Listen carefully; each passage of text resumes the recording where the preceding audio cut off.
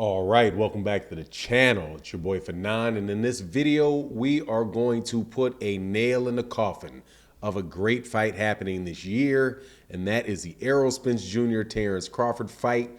Keep being asked what's going on with the fight, what my opinion is, so I'm going to give it to you in this video. I also saw some things from Terence Crawford this weekend that kind of gave me an idea.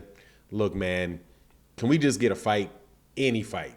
Let's talk about that in this video.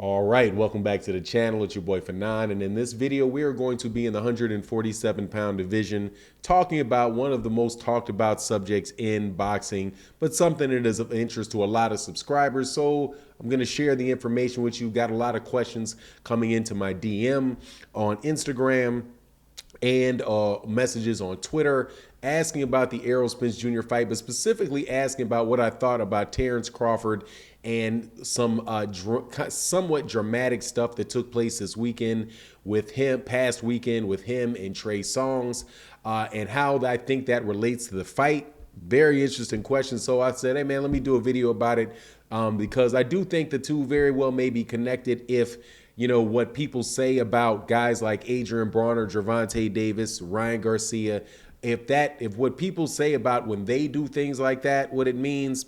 Let's talk about that. But before I get into that, let me welcome you back to the channel. If you are new to the channel, please accept my invitation to hit that subscribe button, hit that bell icon so you can be notified of when we release more videos. Also, if you're a longtime subscriber and supporter, thank you so much for your support. Hit that like button, share the video, would be greatly, greatly appreciated. All right, so let's get into this, man. Errol Spence Jr. and Terence Crawford fight, in my opinion, is less than a 30% chance that it is going to take place this year. I'm almost wanting to say that this is, you can just stick a fork in this for the year. Not that you can stick a fork in it for it not happening at all. That I don't believe necessarily is the case, but just the conversation about whether this fight is going to take place before December 31st, leaning very heavily towards that fight not taking place for several reasons. One of the reasons is that the dates that are for Vegas, in Vegas for November and December there's only a few dates left for any of these venues that people said that the fight should be taking place in. So just the fact that it's a 12-week training camp, 12-week training camp. Right now we're in the date of this video is September 6th. So go 12 weeks out. That's 3 months, right? That's October, November, December. You're at December 6th. So you really only have one weekend really after that in order to put that, where you can put that fight. So unless they announce this thing very soon, I don't know whether or not they're going to have any dates available, especially because Terence Crawford said that he did not want to fight in Dallas, Texas. But also, interestingly enough, I've been watching Terence Crawford, and I've been liking what I've seen out of Terence Crawford and what he's doing, you know, in between these fights, which is something I've not seen him do before, which is engage in some type of PR for himself, getting his name out there, and he's done it on a national basis, and he's done it on a local basis in Nebraska. So it seems as if, you know, I know he had a new sports management agency. It seems as if he is really still trying to keep his profile out there. Now, I'm not going to say that incident that took place with Trey Songz was necessarily on purpose. However, it was purposeful that he was at a basketball event where you had a lot of other people, you know, there. I know I believe Jermell Charlo was there in Houston. And so it was, you know, an opportunity for him to market himself to his fan base. And that's not something that I've been familiar with Terence Crawford doing before. And I think that's a real good thing. Even the altercation that he had with Trey Songz, wrestling in the back with him, you know, threatening all of that stuff, even that winds up being a situation where his name gets out there. And you've seen, you know, I've never really been a big believer that people do that stuff on purpose to get attention. Like, I know that Adrian, like, take for example, a lot of the stupid stuff that Adrian Bronner had done, which just always kept his name in the newspapers, or not in the newspapers, always kept his name in the social media. You had Gervonta Davis, who was involved in this, that, and the other thing, and it keeps his name in the media. And as a result of that stuff, there's always something, people paying more attention to him.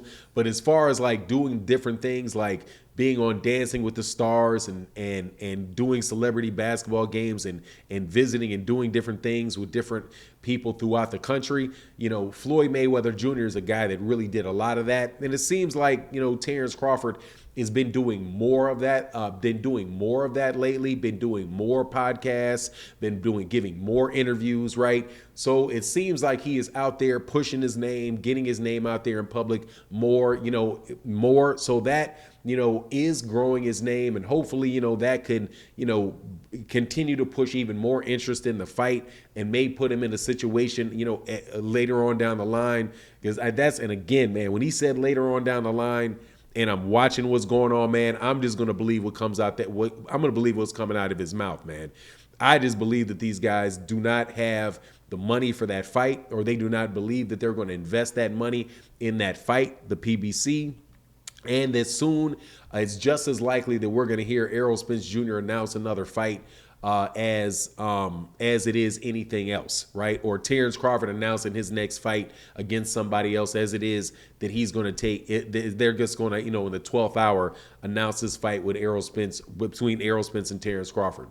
But I applaud Terence Crawford for what Terence Crawford is doing relative to, just keeping his name in the media, doing a lot of different events and as such. I think that may, at the end of the day, help get that fight made. But it looks like that fight is not going to be this year. It looks like it's going to be next year. And if it is, so be it. But I've said this on videos. I'm going to continue to say it. I would just implore those guys to please, especially for Errol Spence Jr., just make another fight, man. Just make another fight. If it's standing answers, before the end of the year, get standing answers, before the end of the year. I know Errol has, said that he doesn't like tune-ups and all of that stuff, and tune-ups are for people that don't have a lot of confidence. Yeah, that's all fine and dandy, but if you can't get the fight with Terence Crawford, then it's not a tune-up. It's just you handling a mandatory and going off and doing what everybody else does. If you can't get the big fight that you want, you take the fight that's available. And that's not to say that he can't get it later on. However, Errol did say that, if this fight does not happen now, more than likely it will never happen. And obviously, he's got his eyes set on 154 pounds. But at 154 pounds, the playing field is so stacked over there that it makes that it's very hard for me to see that there's any fights. There are any big fights over there for him at that weight division. Now, if he decides to go up there, all of a sudden, then he winds up dropping the 147-pound belts. Hey, man, I can live with that as well, man, because that way you get Jaron Ennis fighting for a belt. You can get Virgil Ortiz fighting for a belt, and we can work towards making one of those fights between those guys. I just at this point in time, man, I really just hope these guys make this fight. However it can be made, but if they can't, I would like to see another really good fight, because there's a lot of fights Errol and Terence can be in that will be very entertaining fights that aren't necessarily, don't include those two. And man, this is again not the first time in boxing that a fight like that wouldn't get made. Anthony Joshua versus Deontay Wilder is another example of one of those things that you would think would happen and probably won't. You got another one in Tyson Fury and Alexander Usyk. Probably won't, and I personally think that's because Tyson Fury is a little bit more nervous about that middleweight than he says. But anyway, that's my take on the matter. Thank you guys for the question in the DMs, and with that, I'm out. Peace.